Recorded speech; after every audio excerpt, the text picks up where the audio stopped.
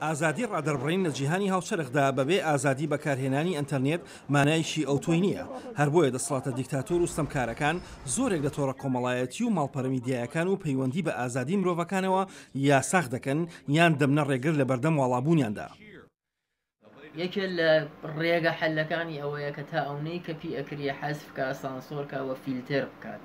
بەڵێ دەسەڵات لە هەر ئاستێکیا کە بێت بە دوای ئەوەیە کە دەنگی مخالفی خۆی لە بین بووە. هەندێک لە دەسەڵاتداران وەکو وڵاتی ئێران لەوانەیە وەکو تا بڵین وەکو بۆ نمونە تورکیە بە ڕوونی بە ئاشکرایی دژ بە فەزای ئینتەرنێت و فەزای مەجازی.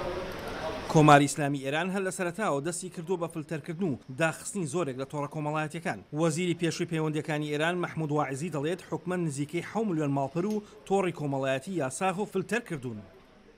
ئەو کەسانێک کە هاتنە زیندان بەجۆر فعالیت لە فەزای مەجازیە دەستکردەوە زۆربەیان هەر ئەوچی کە خانمە محەممەدی ئاماژە پێکردا کەسانێکم کە خانەدارن یانێ ژنانێک بگەن کە هیچ فعالیتی اجتماعی و سیاسیان نەبوو.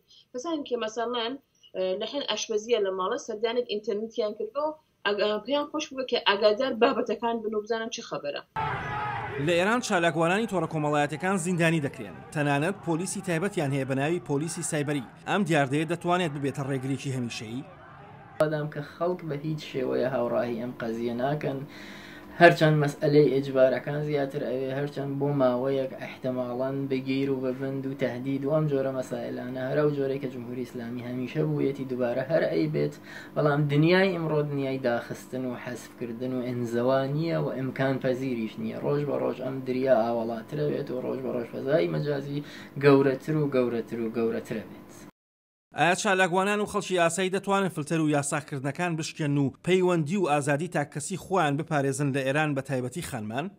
ئەوەکی بە شێوەیە ئام خەڵکی ئێران و وڵاتی ئێران قسە ئەەکەین لە وڵاتی ئێرانە تا ئازادی تاکەکەسی ئەسڵ معنای نەماگە ئەسڵ وجودی نییە.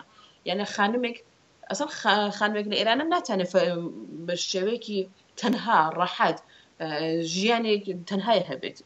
ئەوە دنیای چون لە دنیاکەی خۆیان لە کۆمەلگاکەی خۆیان لە کولتورەکەی خۆیان وجودی نییە تەبیعەتەن دنیای مەجازیەکەش سەختترە بێتەوە. لە نێوان ئازادیەکانی تاکەکەس و خواسی فەرهەنگی و کۆمەڵایەتی کۆمەلگەشتدا چەندین ڕێیاڵی فەرهەنگی و زانیاری مرۆڤی هاوچەرخ دەبەستنەوە بە جیهانەوە. کۆنتڕۆڵکردن و یاساکردنی ئەم ڕێیاڵانە چەند مەترسیدارە. ئیمام خۆمێنی فەرمانی داوتی غەرب بە ئەمریکا هەمووی دوشمنی ئیسلامن و پێویست ناکات هیچ زانست لەلایەن ئەوانەوە وارەتی وڵاتی ئێران بێ.